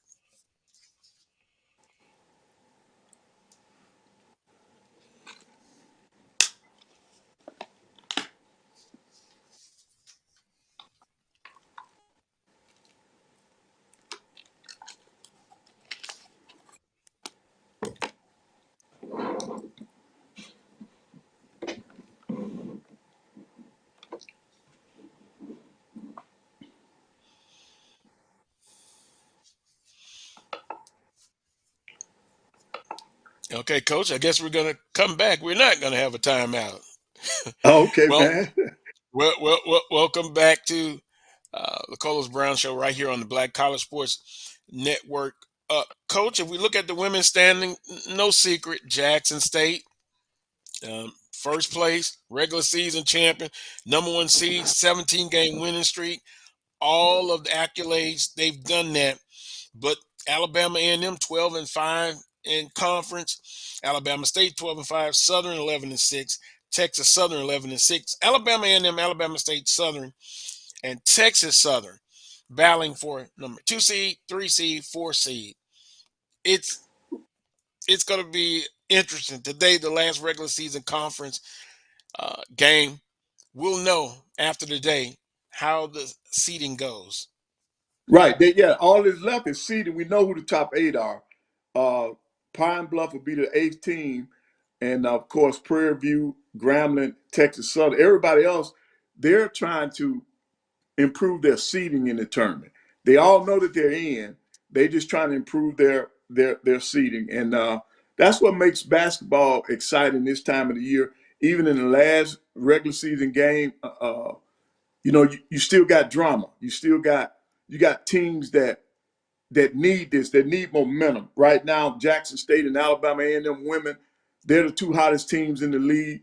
And if Alabama A&M could beat Southern today, that'll ensure them of holding on to that number 2 spot, which means that they don't have to mess with Jackson State until that championship game, if they both advance that far. But here's the thing that I want to bring to our attention. A couple of weeks ago, Charles told us, you better look at Jackson State. They've been getting off the slow starts. Now, I ended up catching the men's game at Texas Southern last weekend, and leading into that game, they were talking about that women's game, and you had people saying that if it were not for a couple of calls down in the last under a minute, that Texas Southern would have pulled off that win against Jackson. So Charles was correct. They're not playing the same way that they did at the beginning of the year. So there's a chance in this tournament now they could be got. So they have to be careful. And the other teams that have played them, like Texas Southern, the teams that have played them late down the stretch, they know that they're vulnerable. So the tournament is going to be a very interesting tournament, and I'm looking forward to it, Carlos. I'm happy. I'm geeked. My room's ready. All I got to do is get there. Well, I guess you'll have some nice, beverage, maybe the Sprite, the Coke, what have you, water, Yeah. for your situation. I understand. So back to the point, and Charles did make the point about Jackson State on the women's side getting off to a slow start, and they've had some tough games. And earlier in hour number 1, he talked about maybe that's a good thing because you remember you were talking about the motivation for a team that's undefeated and has had it easy, but now right after last week's show, they come out and they have some games that they had to really Right. fight. I think, Coach, and correct me if I'm wrong, I know they're going to be motivated. They have a chance to do well, but they're going to get everybody's best shot in the Right. tournament. I understand that well. But, and I can't speak for Charles, but I thought Charles was saying, hey, Jackson State is a chance that they could get upset in the tournament. Now I don't feel that comfortable. I still think it's their tournament to lose. Am I way off based on that? I mean, based on, I guess, what I've seen during the regular season. But Coach, I understand they have been regular season champions that did not win a tournament championship. Right. Right. Yeah. So many crazy things can happen in a tournament, but the thing that you have to look at, you cannot overlook the fact that down the stretch, even though they're winning, you know, their mode has changed. They're not blowing people out. The games are closer. They're getting off to a slower start, that kind of stuff. So there's plenty of material that's left, or plenty of things that the coaching staff can use to help motivate those young ladies. The slow starts and the turnovers late in ball games. They can talk about everything that's happened to them can be corrected. So they are still going to go into the tournament as the favorite, but they got to be careful because other teams are slowly closing that gap. When you coach, and I know during the tournament, like when you make it to the NCAA tournament matches, the experts look at the last 10 games, how well you're playing. Yep. At this point, going into your conference tournament, when you were coaching, is it better to be playing well going into the tournament? Or I've heard some say, well, I'm more concerned that, maybe we're playing well and then we get into the tournament and then we don't play well. But I believe you need to be playing well going into the tournament. How important is that, or is that overblown? No, it's not overblown. You want to be playing. You want to be playing your best basketball going into the tournament. The second half of the season, you want to be peaking so that you'll peak at the tournament, during the tournament. You don't want to go into the tournament at a lull because it's going to be hard to turn it on because every team is giving you their best because everybody knows in the tournament is one and done. So you're getting their best shot. In my coaching career, it is better to have momentum going into the tournament. You got teams that struggle down the stretch. They normally struggle in the tournament. That's gonna be interesting. Visiting with Coach Van Pettaway, former men's basketball coach at Alabama, and Nim, the Coles Brown Show's basketball analyst. Coach, on the men's side, we've talked about Alcorn State. They wrapped up the number one seed. Do you see a possibility? I guess, is it more parity on the men's side per Yes. se than the women's side? I think any team in that top four has a chance to win that tournament because there's not much separation between 1 through 4. Now and then you take a team like Alabama A&M. They're the hottest team on the men's side right now. All right, if they win the game today and they beat Southern by more than by more than 8 points, they'll end up being the third seed. So they have a great chance to move up. And so when you look at the records, 13-4, 12-5, 11-6, then you got two teams at 10-7. There's not a lot of separation between 1 and 3. So, or 1 and 4 really after today. So what you got to be playing your best going into this tournament, and there's no clear-cut favorite. Yes, Alcorn's going to win. I think they're going to win the regular season championship outright when they win today. But going into that tournament is going to be up for grabs now. Well, I'm looking at an outstanding point. I'm looking at Southern, who went into Montgomery and lost by 10. Now they're Yep. 11-6. Alabama A&M on a 6-game winning streak. Tonight they play this afternoon, this evening. Yeah. Alabama A&M, say if they win, they're 11-7. FAMU wins 11-7. Southern's 11-7. Southern is coming into the tournament, not doing what after being what in the number one seed Yep. for the regular season championship the whole year. Yep. That's why I'm saying your final 10 games, you're not playing well as you did in earlier in the midways in the conference. Right, and that's why the NC2A uses that as a barometer to pick teams. They want the teams that have played the best over those last 10 games when it comes to an at-large bid.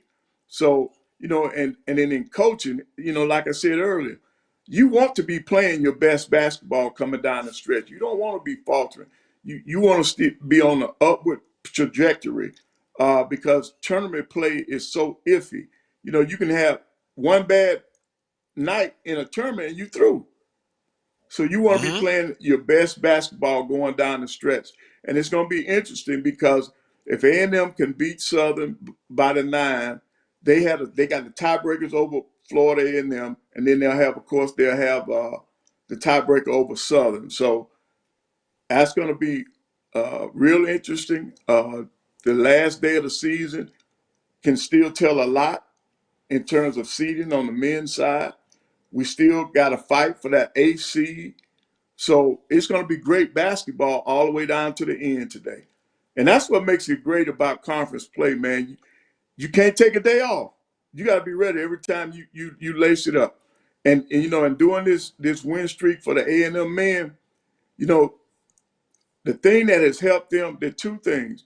Number one, their matchup zone has been a lifesaver for them. And now they got multiple people trying to score instead of just the two kids in Johnson and Hicks.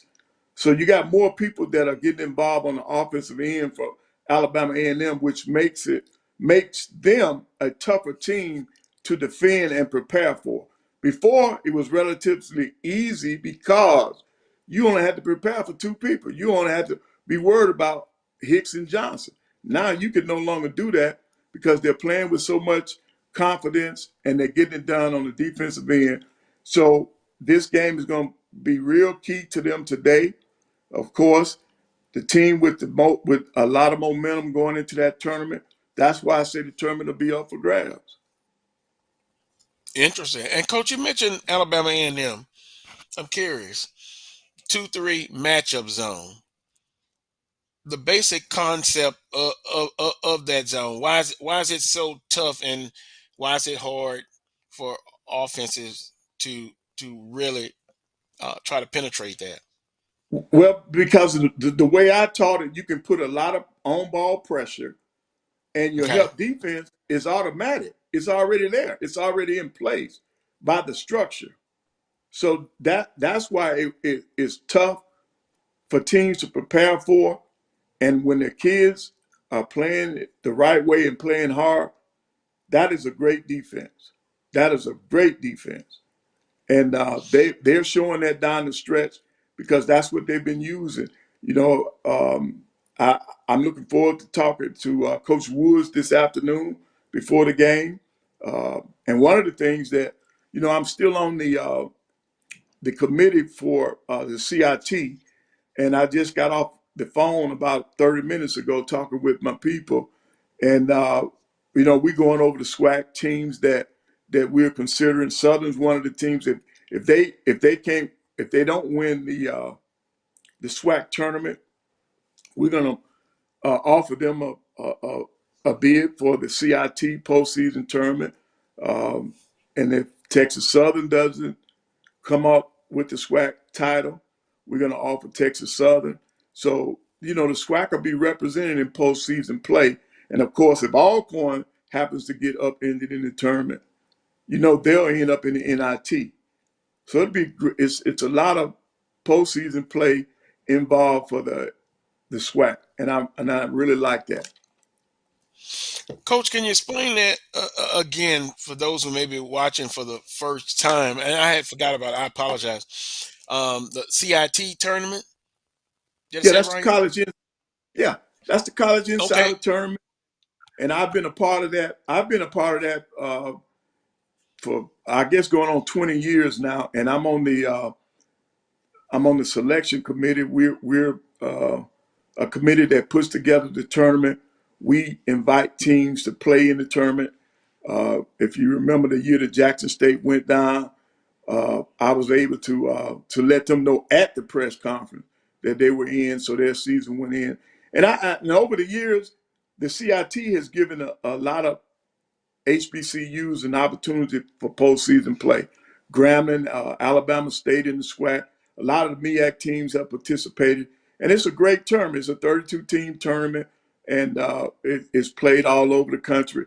And then this year, with Southern's attendance, if Southern might end up hosting the game, because the fans are coming back, and that's one of the things that we look at. I've already told them that Southern's leading the SWAC in attendance, and because of that, they could conceivably get a host game if possible. But all of this is if they don't win the tournament.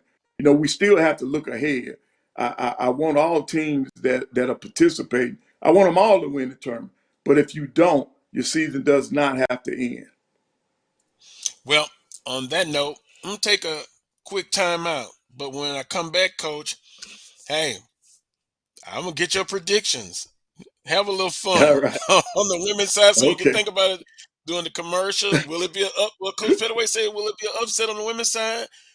On the men's side, will Alcorn win the tournament championship, or will they become the hunted? I wanted to say haunted, but the hunted. We'll ask Coach Pettaway that after this timeout. You're watching the Black College Sports Network, the Carlos Brown Show on the Black College Sports Network. Supermarket sushi, really? No. Wait, Troy, you work here? I'm never not working. Like Head & Shoulders Scalp Shield technology, up to 100% dandruff protection, even between washes. Never not working, huh? Oh, Troy, you're such a good teacher. Yeah, I know. Never not working. Never not working. Never, ever not working. Are you serious? Never not working. Dandruff protection that's never not working. Head & Shoulders Scalp Shield technology. It's never too early to plant the seed, to share the tradition, and instill a sense of pride in your HBCU with your little ones. HBCU Pride and Joy Children's Boutique helps you share your school spirit with a wide selection of adorable kids' apparel and accessories officially licensed from your favorite HBCU.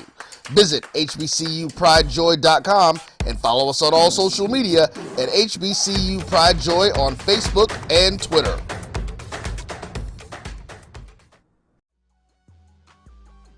This is the Dean of the College of HBCU Sports, Kenyatta Cavil of Dr. Cavil's Inside the HBCU Sports Lab with Mike Washington and Charles Bishop. Come mix it up in the lab where the course lecture is in session every Tuesday from 6 o'clock p.m. Central Standard Time on Facebook Live, YouTube Spreaker, or the BCSN app, as we discuss all things about the HBCU sports culture, including exploring the week that was in the sporting HBCU diaspora, as well as the upcoming week of HBCU sports. With me, the Dean, the College of HBCU Sports, on Dr. Cavil's Inside the HBCU Sports Lab with Mike Washington and Charles Bishop. Course lecture dismissed. Are you hungry for authentic Caribbean food like jerk chicken, oxtail, red snapper, shrimp, tofu, and rasta pasta? Well, find your way over to Mango's Caribbean Restaurant, 180 Auburn Avenue, right next to Royal Peacock in downtown Atlanta. Them belly full, but we hungry. Mango's Caribbean Restaurant, open daily from 11 a.m. to 10 p.m. And on Friday and Saturday, we're open till 4 a.m. Come to Mango's and put some spice in your life. Oh, we've got a good thing going. Mango's Caribbean Restaurant, 180 Auburn Avenue, right next to Royal Peacock in downtown Atlanta. For more info or directions, call 404-698-3992 or log on to mangoscaribbeanrestaurant.com. For instant coupons, text MANGOS to 313131. Tell your mama hungry, papa hungry, brother hungry. Mango's Caribbean Restaurant, authentic Caribbean cuisines. Open up the door.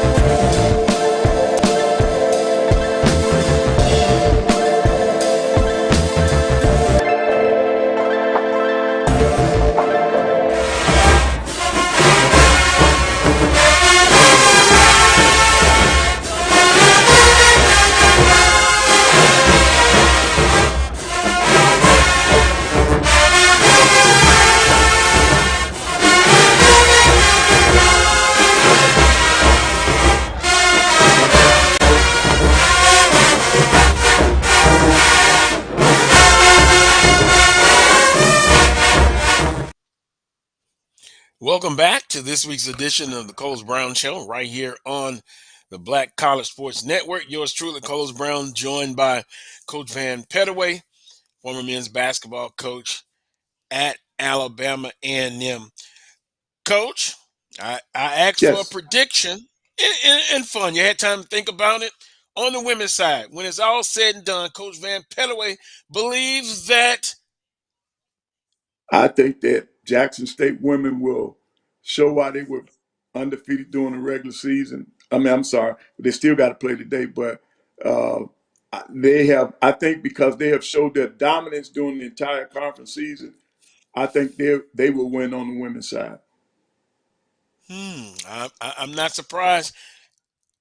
I think Alabama State and Jackson State again, another tango in the conference finals. But we shall And see. but do you think that Alcorn will beat them if they made it in the championship? Yeah, we're talking about on the women's side. Yes. Yes, on Give the me the women's question side. again. Give me the question again. You predicting Alabama State and Jackson State for the women's championship. Who wins? Jackson State. Okay. Well, we're in agreement on that one. Oh yeah. Men's side is the men's side a little more difficult. Right. So yeah, that's why you notice I'm putting it all on you.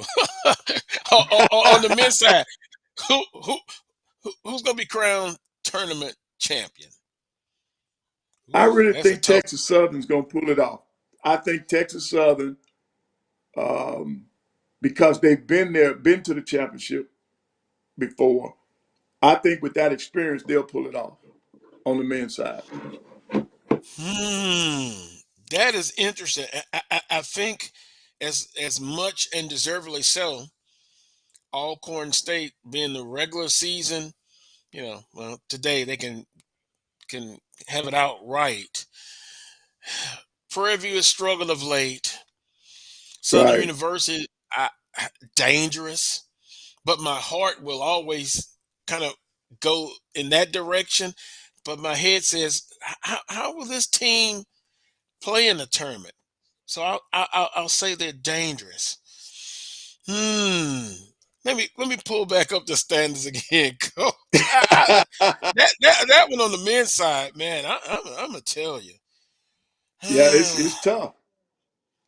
Jackson State, Alabama, Alcorn State, Texas Southern. So I'm Coach. And the only reason why I gave it to Texas I'm gonna Southern say, was because they yeah, 12-5. Got a big one with Prairie View today. They're dangerous. Texas Southern and Southern, Alcorn State. I got to make a choice. Because next Saturday I can't say it because the tournament will have started. I'm gonna go with Alcorn State. Okay. But I would not be surprised if it's Southern or Texas Southern cutting down the nets. We shall Right. see. We shall see. Coach.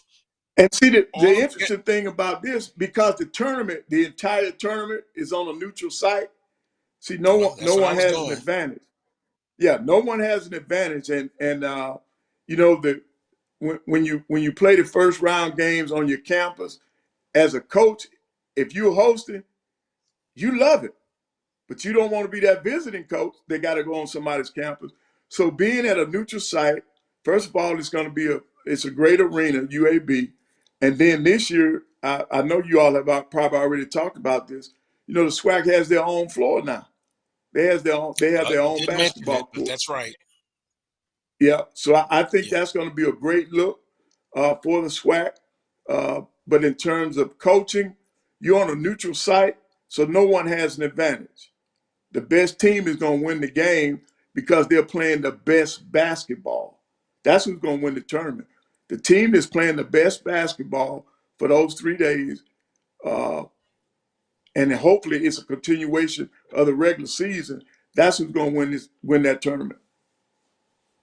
So, women's side, Jackson State, and on the men's side, you went with Texas Southern. Right. Got it down. It's recorded. This is live. Everybody has it, but it's we make our predictions, but we're also just excited that it's tournament time. It's Right. March Madness, and you have a little fun with it. I said Jackson State, and I said Alcorn State, but I'm not as sure on the men's side, Coach. I'm going to admit, Coach. Any closing comments about this tournament, collegiate basketball? Coach K is coaching his last home game at Duke, Right. but Last home game today, and they say that's one of that is the most high priced ticket ever for a college game. mhm. He has been great for the game of basketball, and I'm gonna have to tape it because the A&M will be playing during that time. But this has been a great season when you look at the overall college basketball scene, and I'm glad that I was able to see a large portion of it. I really like what's been happening in the SWAC, and I'm looking forward to the tournament. I'll be there from the beginning to the end. I'm looking forward to it. Some great basketball being played. Right, and basically been able to get through, COVID-19, all the Yep. variants without any really delay. That was outstanding. Three quick tips for those who's going to tune in and watch Southern and Alabama A&M. Alabama wins because of what? Because they got balance. Alabama A&M will win because they got balanced scoring and they've turned up their defensive pressure. Southern will win this game if they can force A&M to turn the ball over, Southern to come out on top. Well, that should be very interesting ball game. Very important, both on the women's and the men's Yep. side. And then, of course, what this time next year, a brand new arena for Yep. Alabama A&M. What, about 5,000 seat capacity for basketball? 6,000 for basketball, and That'd be good. it's on schedule. So I look forward to them opening their season in the new place. Well, hopefully, if God says the same, the Creator, the Divine Being, I'll be able to get to Huntsville and see the new arena. But the last time I was in Huntsville, it was a humbling experience for a football game. So I do not underestimate the power of the Bulldogs' enthusiasm and just their great university and beautiful campus. It's been a while, Oh but yeah. it was beautiful. Coach, Yep. continue you and your family to stay blessed and stay safe, and we'll talk with you next Next Saturday. week. Okay. That's Well, right. God SWAC bless. And tournament, March be safe. Madness. Oh And yes. hopefully, Coach, I will have gotten over just a blown call with the Miami Heat and Milwaukee Bucks. But still number one in the East for right now. We'll talk more about that as well. Okay. Have a great day. All right, you too. Take care. Um, I'll take a quick time out. I'm scheduled to talk to Dr. Kenyatta Cavil.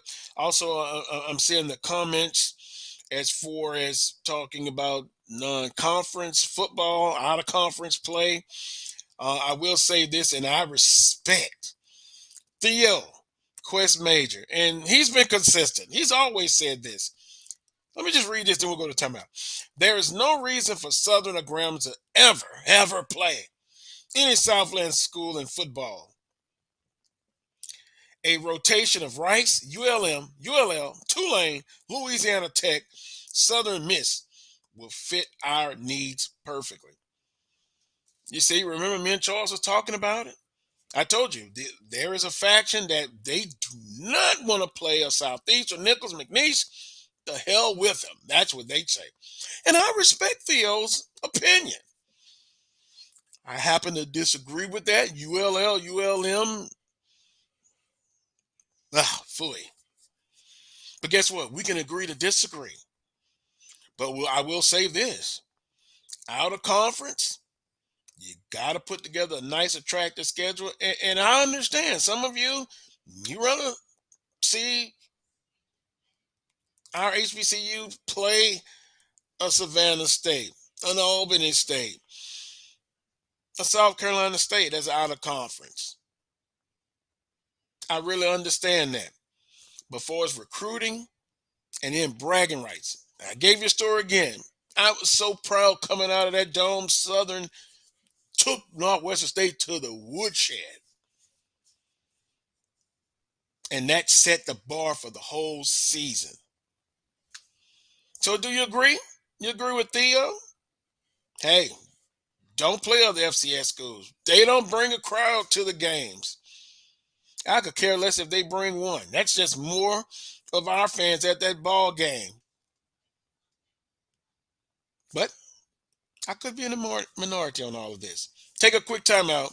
You're watching the Carlos Brown Show on the Black College Sports Network. I'll be right back. Charmin Ultra Soft has so much cushiony softness, it's hard for your family to remember they can use less.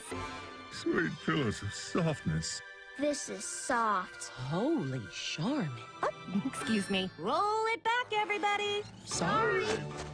Charmin Ultra Soft is so cushiony soft, you'll want more, but it's so absorbent, you can use less, so it's always worth it. Now, what did we learn about using less? You gotta roll it back, everybody.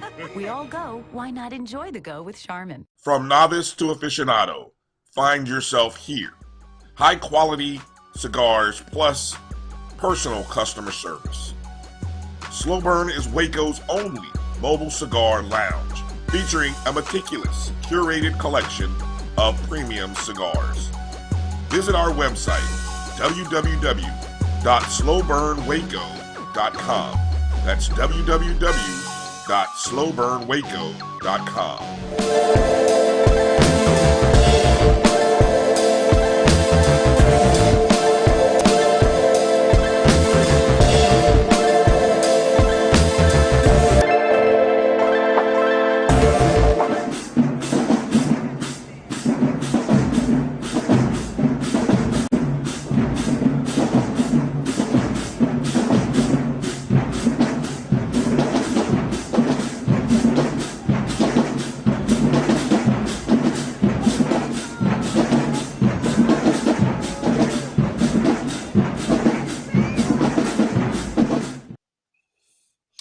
Welcome back to this week's edition of the Carlos Brown Show on the Black College Sports Network. Yours truly, Carlos Brown, now joined by Dr. Kenyatta Cavil inside the HBCU. Dr. Cavil's inside the HBCU Sports Lab. Dr. Cavil, I guess I wasn't ready for the majorettes that were as we're coming back on the show from Southern University. It's great to be alive. How you doing, They have Dr. the ability Cavil? to do that to people. They had the ability to do that to people, and the show is a little bit of a tongue twister, so it's not all you. It's not all you. I think about the great Marino Cassim, who said, you got to love the black college football, the black college experience. It is truly outstanding. And Dr. Cavil, speaking of outstanding, I got an alert. I was like, whoa, what is this? Tennessee State and the Southwestern Athletic Conference, and you basically tweeted that out that, hey, there is some interest by both parties. So with that being said, kind of give us the particulars of what's going on between Tennessee State and the Southwestern Athletic Conference. As you've taught me, I'll do this as a tease. So if you let me take a little bit of liberty, your last segment was wonderful in terms of the basketball debate you had. Obviously, the other debate in terms of scheduling, certainly don't have time to get in that. But in terms of basketball, since it is around that time, and I did make a basketball reference in terms of the backcourt, so I'll tie it all in together. Mm-hmm. But I think on the men's side, it's going to be an interesting basketball tournament for the Southwestern Athletic Conference, and to some degree, even the MEAC, a whole different theater But I think the tournament can be 6 deep in terms of teams that can get in.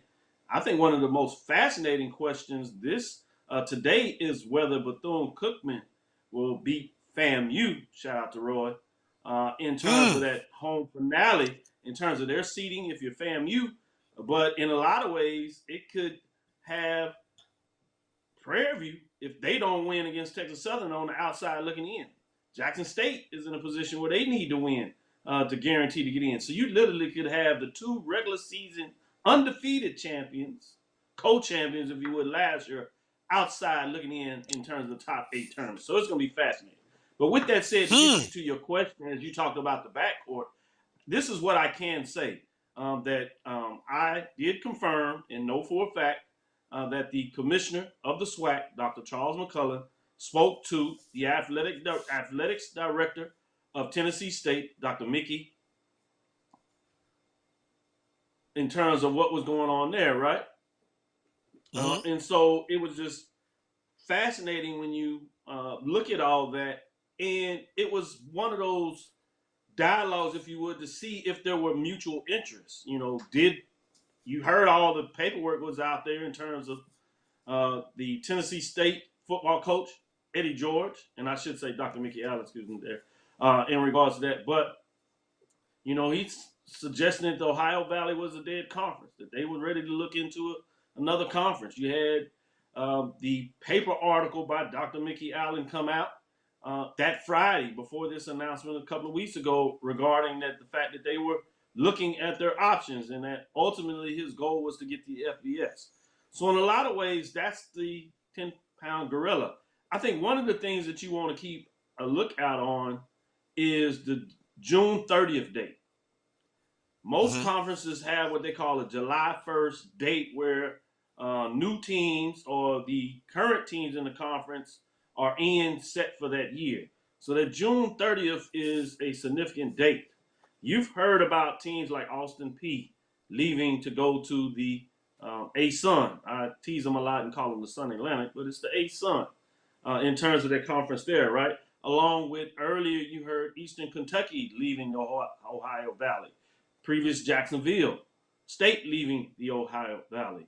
Along with Kennesaw State, who's an all-member of the A-Sun, but was playing football in the Big South, coming in to play down there in that conference. So you have all these teams over here in terms of what that looks like, and you have this shuffling. But the key thing is the money. Nobody really focuses on the money. Most conferences have what you call a exit fee and an interest fee. Those interest fees now have gotten up to $500,000, $500K. Oftentimes the exit fee is just as high. The Ohio Valley, when all this churning was going on to try to protect themselves, they took the exit fee up if you leave early to $1 million. So if a team left Austin Peay, and they actually in court now with those Eastern Kentucky's, Jacksonville State that has now left again, even litigation, looking at going to the Conference USA, right, in terms of going from FCS to FBS. And so those are some things that you're looking at as you move forward. So the question is Tennessee State in a position to pay $1 million if they wanted to leave early, right?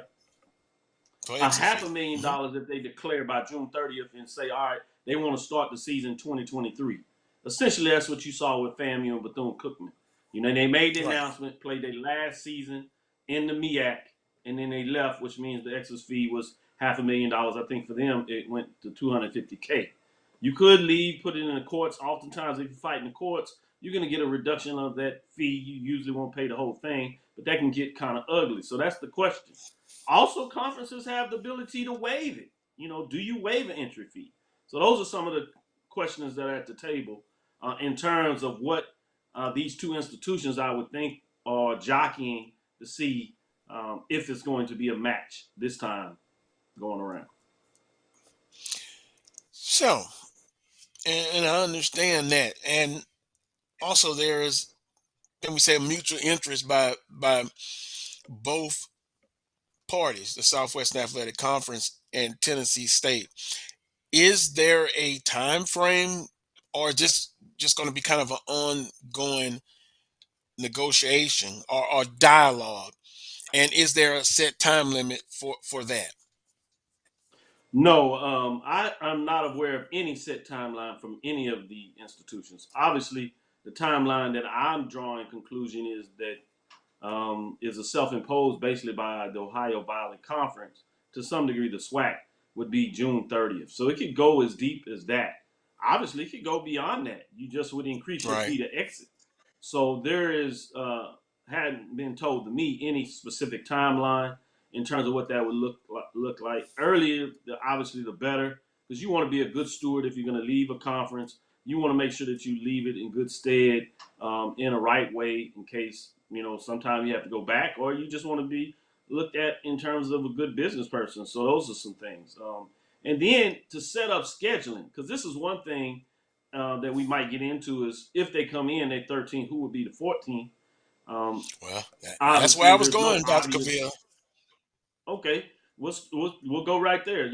I think you alluded to it, South Carolina State. They're in the MEAC, so it's my understanding that I've been told that from the Southwestern Athletic Conference, there is no interest in obtaining expansion of South Carolina State. Not necessarily because they wouldn't be a good program, but the distance in terms of travel would be extremely difficult. You go from a bus league in terms of much of your games, in terms of your Olympic sports, into a airline league, right, where you have to fly. So that's one thing. Then you have the partnership between the MEAC and the SWAC. Charles has been on Right. record of saying that he is in good stewards of that relationship, and he would not want to do anything that would further deteriorate the MEAC. I mean, in fact, even with FAMU and Bethune-Cookman, they came at him. And I'm not saying that South Carolina State hasn't made overtures, but that's a different thing. But I think there are other options. And the reason I bring that out, when you talk about Division II, people will jump out and say, hey, that's $1.6 million. You got to move up in terms of the number of sports. Well, let me set some things straight, because I know people come to your show to look to get good information. The NCAA has a rule for Division I programs that you have to have essentially 14 sports at that level, right? In terms of at the Division I level. And it's 7 and 7 is traditionally what they'll have earmarked for men's and women's sports. Or you could do 6 men and 8 women in terms of what that looks like. So in that regard, let's take a team like Clark Atlanta University. People would look and say they have to add sports. Actually, in terms of what they're doing in women's sports, not to say they might want to play some of the sports that the SWAC has and add bowling or something like that, but they currently have women's basketball, softball, women's tennis, women's track and field, right? That's volleyball and cross country. Well, people forget track and field is actually 2 sports, indoor and outdoor. Yeah. So they're already at 7 in terms of their sports alone just for women. They wouldn't even have to add anything there. They could, but they wouldn't have to. In terms of men's, they have baseball, basketball, cross country, and football. So you have a track coach. You add in men's track. You have outdoor and indoor. You're already at 6. So you might add bowling, and you could do 6 and 8 in terms of your sports, or add a third men's sport. So as you can see, it's not unrealistic to make that move. Now, what about the $1 million? Well, part of that is what if the SWAC waives the entrance fee, because they see there's bigger benefit to go into 14. They can waive it. That makes it easier in terms of making that money. And there's cases where they've done that before. So you have to be judicial. They have the money games now. What if they played a Clark Atlanta and Alabama A&M part of the SWAC Classic game? That's 400, anywhere from $300K to $500,000 for playing that game right there. That goes back to them that they could easily play. What if they put them up in over a 4 or 5 year period to play in the MEAC SWAC Challenge twice? That's $400,000 right there. So you could get to that 1.6 million really quick, just in terms of the creative matching of the revenue sources that already exist in the conference. So those things, whether you're talking about Clark Atlanta University or Tennessee State, if there is truly an interest between those institutions, it's not hard in terms of getting to that $1.6 million, increasing your athletic fees, it's doable, as they say. And I think sometimes because we see large numbers, and for us, the common person that works all the time, $1.6 million is huge. But if you're at an institution and your overall institutional budget is, 80, 90, $100 million, you're talking about 10% of the budget. It's not that significant if you see the branding framework of moving from Division Division Two, to Division One, is worth the cost in doing that business. And good information, Dr. Cavil. The aspect that we don't think about all of the time, as far as also, if that were to be the case, let's say that happened, you're in the Atlanta market, for as television wise, and then Nashville. Is this something that, if let's say if you were a consultant to the conference, that you would look at, and would any other institutions, well, kind of fit into that narrative as far as in that market, particularly in the Atlanta market? No doubt about it. And I have been a consultant working directly with Dr. Charles McCullin back when he was the athletics director at Prairie View University. And then again, I had another couple of opportunities, significant opportunities to do some strategic planning programs. And you saw one of them about the study I did in terms of HBCUs moving from SCS to FBS1. That was a study that Dr. Charles McCullin and the previous president at Texas Southern University, Dr. Rudley, had me do as a consultant. And I've continued to do some work at the Southwestern Athletic as a consultant when they need serious studies done, somebody that can appreciate the culture and bring in a different lens than some of the other consulting companies out there. So I'm glad you brought that up, and most certainly. So in terms of your framing of the marketplace, without a doubt, adding the Nashville market and Atlanta market is significant. And let me tell you why specifically. The ESPN contract is up in about 4 years. So there's a couple of things that you want to put in play when you're talking about extending your TV contract. And that is expansion of the conference. You've seen it. You've seen these things with your eyes. You've heard it. SEC, the Big Ten, when they previously expanded, they expanded in new marketplaces. So when they come back to the television, and you notice they always do it before they're going to renegotiate a contract. Why? Because they know television broadcasts are interested in new household TVs. And obviously, we're not saying that you're at the level of the SEC or at the level of the Big Ten, but you are at a significant level where obviously ABC, ESPN, Walt Disney sees the value in HBCU. So you're trying to make sure when you sit at the table that you get the most value for your buck. And you do that by bringing in significant markets such as Nashville, which is one of the top 50 television markets. Atlanta, one of the top 20 markets. It is the #1 radio market for African Americans. That's important to understand when you're trying to negotiate these deals of how you increase your revenue.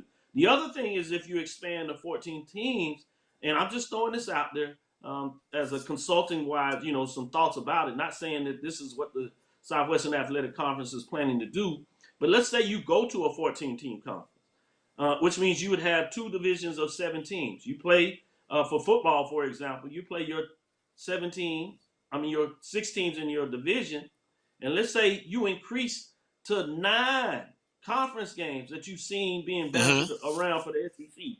You've seen it being done by the Pac-12 in the Big Ten. And the reason you do that because that gives you extra inventory that you can negotiate in your contract against your television partners. They want inventory. They want games. So if you have an extra game, you do that, and you would have 6 teams in your division.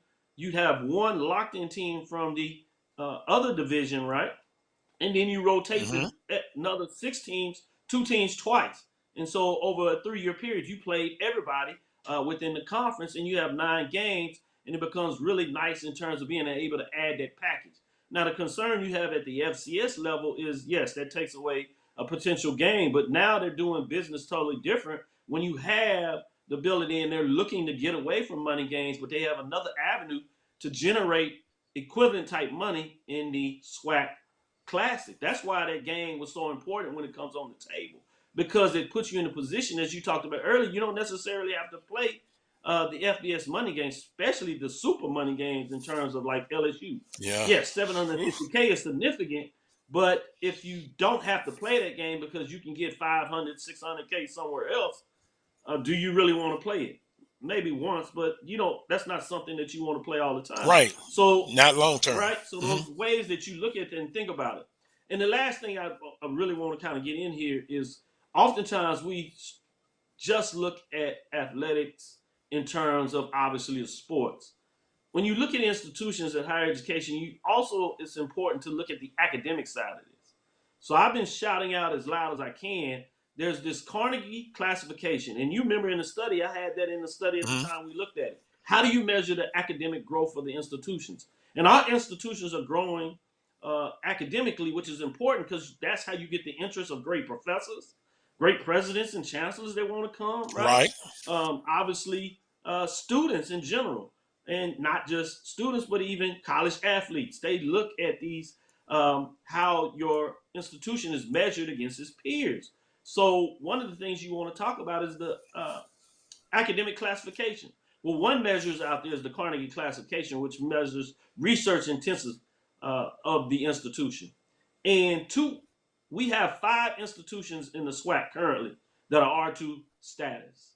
We have 2 of them that just joined, which was significant. We had 3 the last couple of years, but they redo it every so often to maintain and see who's still at R2 status. Or do they move up to R1, which you've heard several institutions such as A&T, Jackson State, Morgan State seeking to get up to in terms of, and FAMU as well, in terms of getting in there. And even Texas Southern is striving to become R1 status. But Southern and Prairie View were classified as R2. The 3 that existed were Texas Southern, Jackson State, and FAMU. That's 5 teams.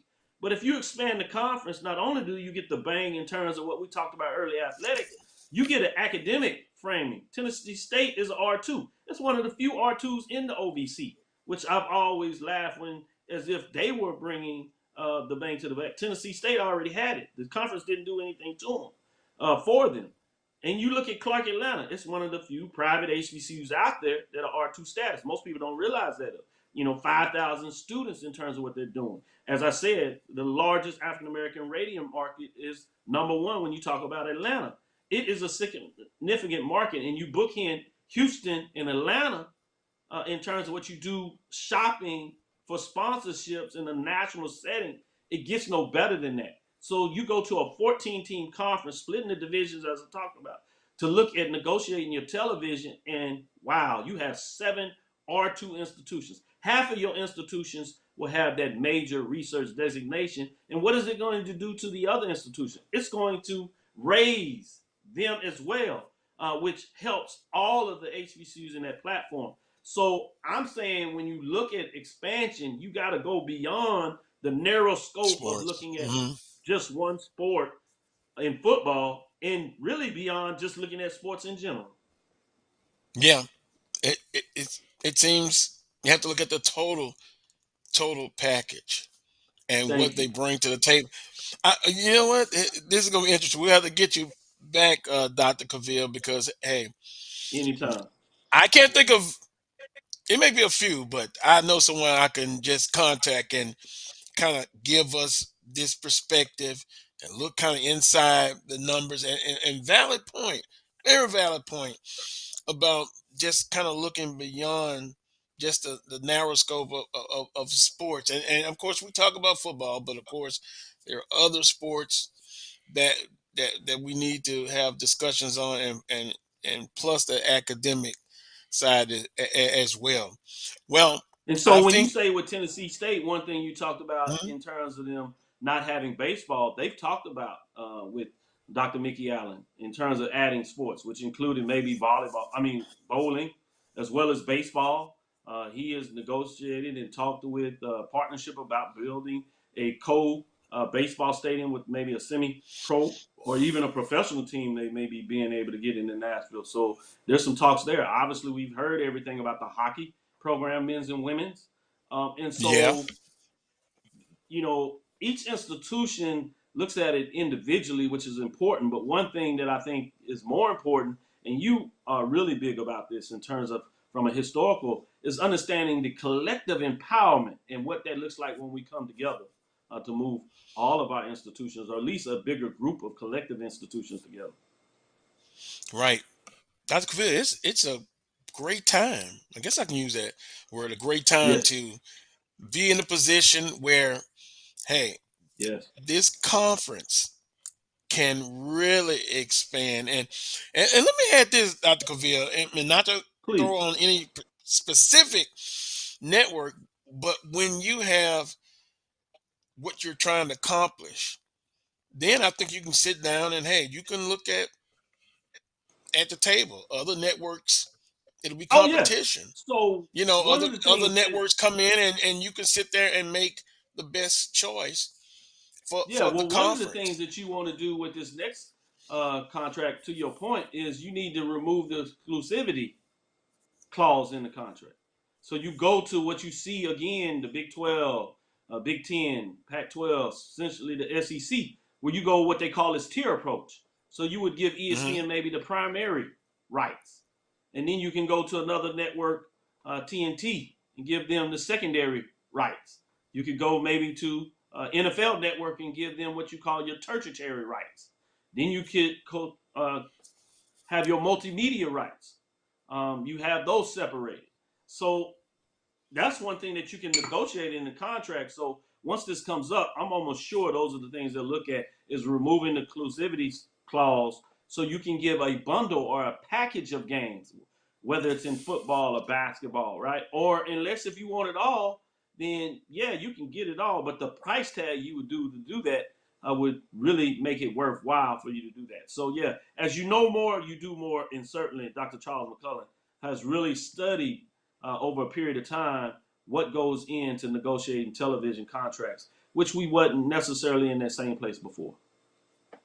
And we're just speaking about, television, and I guess that's included a radio package, where you can do some things. So it gives you the flexibility to do um, several things. Dr. Cavil, I Absolutely. promise we will get you back and Thank more on you. a regular basis, because this kind of information is what needed to give out to the listeners and those who watch. But I appreciate the time.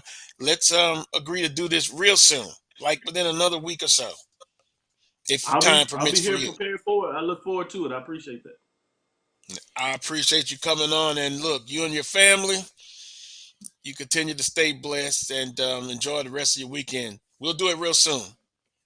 Same with yours. All Thank right, thank you.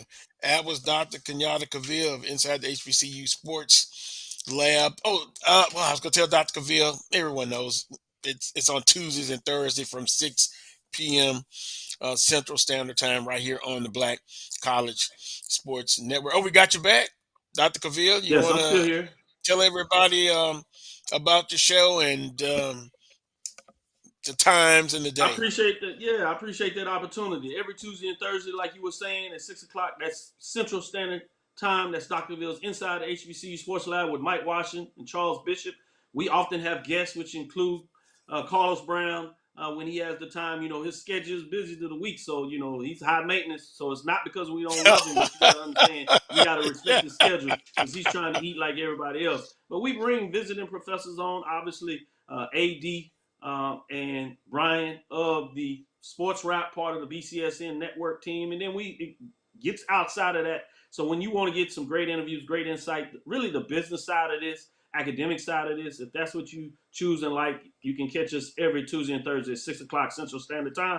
Follow me on Twitter, Instagram, and Facebook. That's where I broke it on Twitter. So if you want to get some of that key breaking news, follow me, if you would, on Twitter, Instagram, and Facebook. That's Dr. Kenyatta Cavil. DrKenyattaCavil. Again, that's DrKenyattaCavil. Thank you, Carlos. Well, No, I appreciate it, and you can just stay on. We're about to close it up here on the Black College Sports Network. Dr. Cavil's part of the network. You have all the other shows, so we're a team. We're trying to build, and this is one of the ways to do it. And so I appreciate it, Dr. Cavil, and with the Coles Brown Show making the move to the Black College Sports Network. So I really appreciate that as well. Dr. Cavil, you're pointing at your head there. I thought for a second. I'm sorry. And Just a little we hint. Just a little always, hint. yeah, I see that. It's blinding. Maybe I have to On go that find me a note, Tennessee State one. oh yeah, I got to start building up my wall, my room, my paraphernalia. But it's coming. I've got somebody who is going to give me some insight, whether I like it or not. They're going to give me some insight. But I appreciate the time. The Coles Brown Show right here on the Black College Sports Network every Saturday from 11 a.m. Central Standard Time to 1 p.m. Central Standard Time. That's 12 noon to 2 p.m. Eastern Standard Time right here on the Black College Sports Network. Want to thank Charles Edmond, Coach Van Pettaway, Roy Emmons, Dr. Kenyatta Cavil for today's show, and all of you who watched, participated. Until next Saturday at 11 a.m., as always, peace and God bless.